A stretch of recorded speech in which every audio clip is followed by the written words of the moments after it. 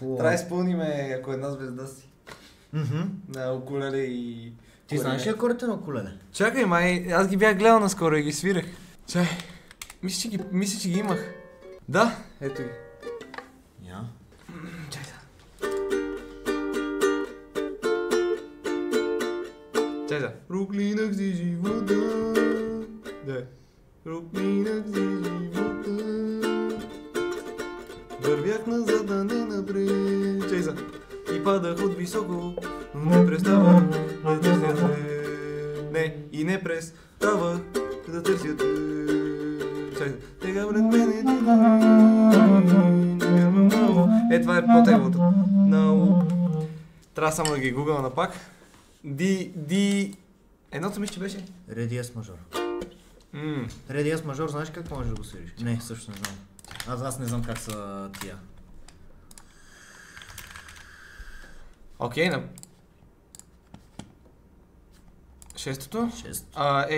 Хаштаг беше на второто май. Хаштаг ти е си бемол мажор. Да, това ти каза. Чуй се. Да, на първото. Тоест не вярвам на очите си. Чай само припева.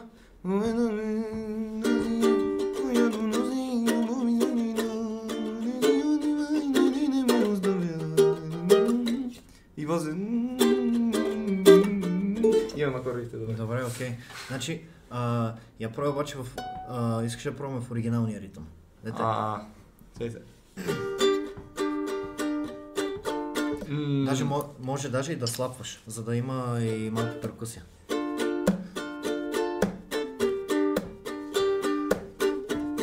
Да. Аз не съм свикнал да слапвам. Само, че не знам инструментала как почва. И после...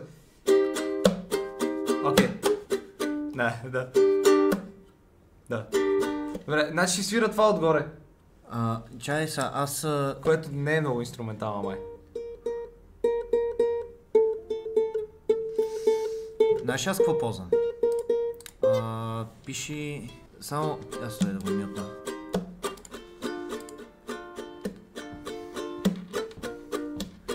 Значи тук само ре минор и до минор ги редуваш.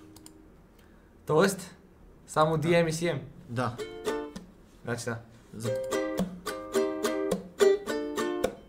Да.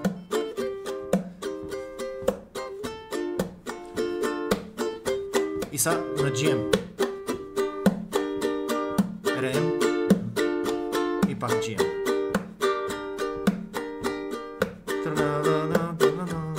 Аха. Да.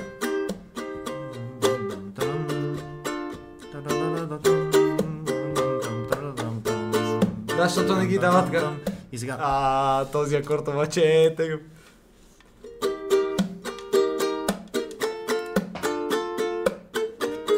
Тя е, че не мога да запомня, за първ път го виждам. Ми бемол. Да. Ми бемол мажор, ре минор. Чай сега. Не ми на български, ако ми говориш, ми говориш сега на китайски. И флат. Да? И флат, DM, D minor, и след това и флат, F, и след това да, окей.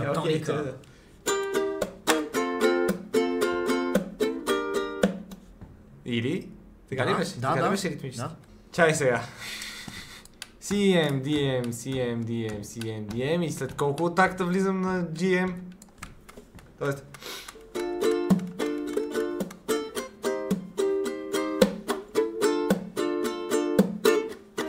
Много ми CM не съм го свирил никога.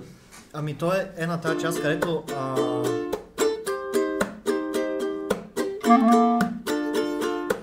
Слушай сам. Значи в началото, когато е това нещо, на това нещо, влизаш с DM, не с другото. Не, другото. Барето, да. И след това да смениш. Не това. Пак на CM. От DM на CM ги смениш само. Да.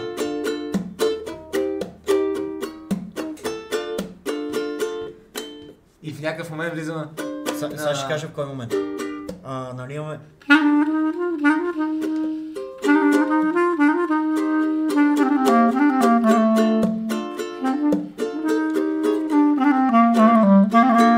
Тук, когато направя това.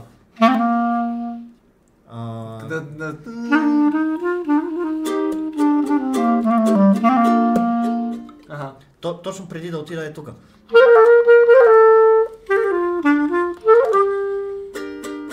Да. Когато свиря това нещо,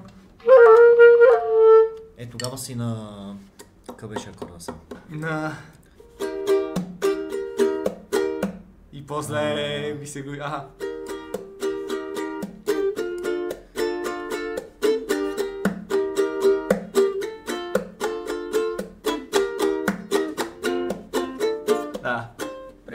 Да. Примерно.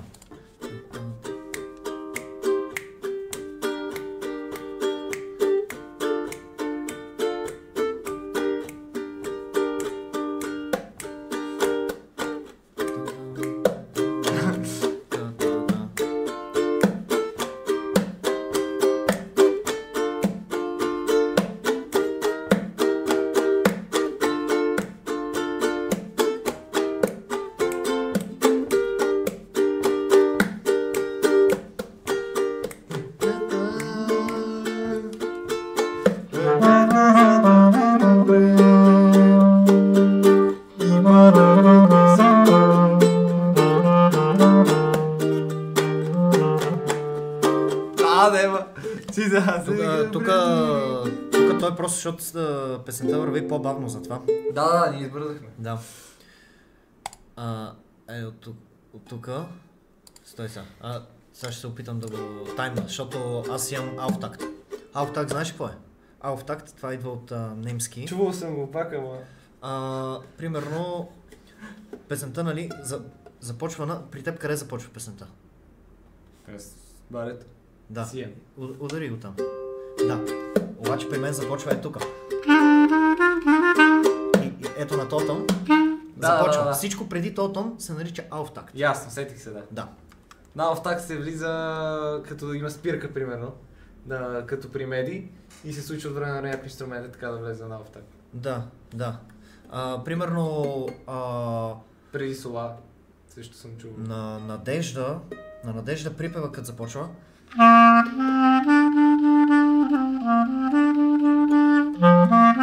Това нещо дете в началото. Тия два тона са ауфтакт. Но реално самия припев започва ето тук. Кажи ми с кой отиваш. Добре. Пускам аз. Айде.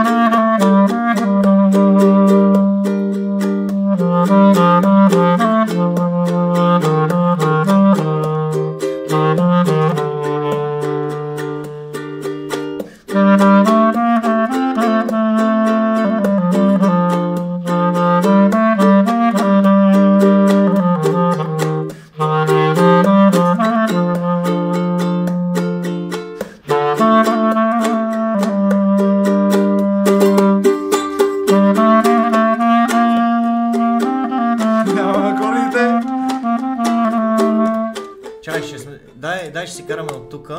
Сега. Тия ги знаеш, нали? Да. Добре. Караме ги от тук. Аз започвам с ауфтакт.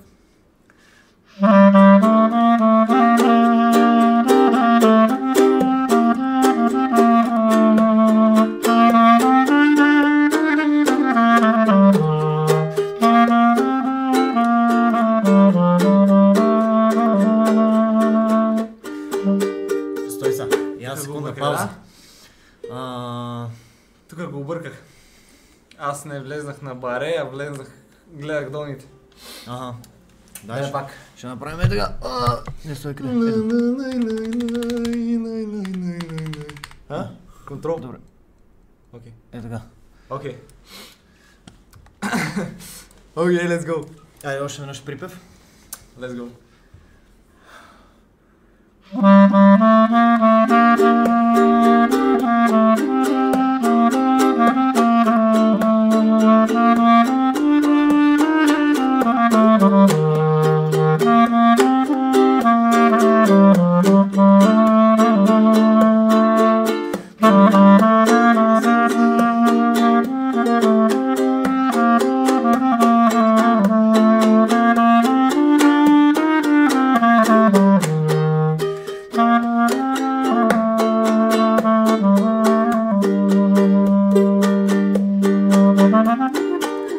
Тук не го... не... Чакай.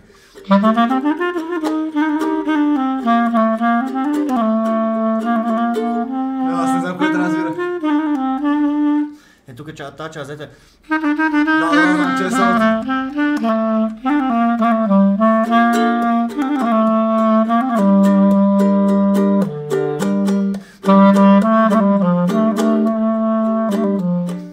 Да.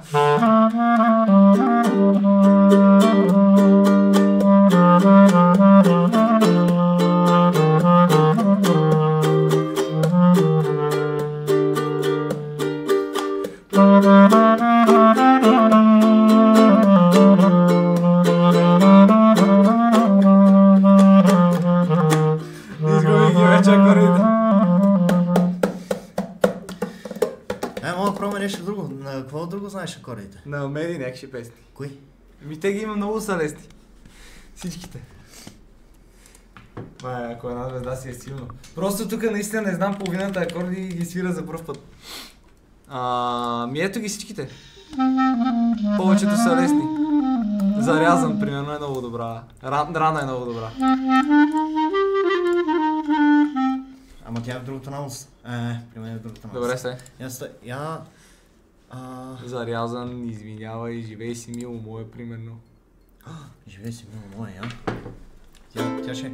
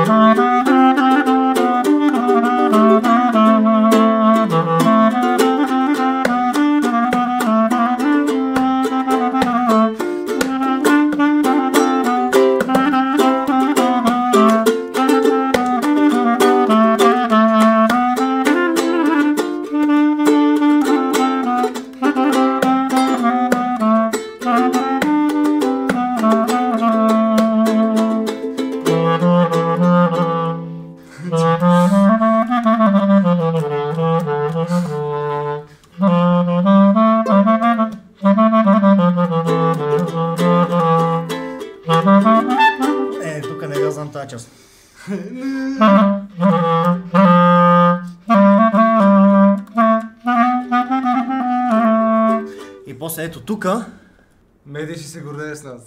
да, тука накрая става гадно. Накрая става гадно, защото има модулация. Тоест тия акордите се смеят. Да, от това става на...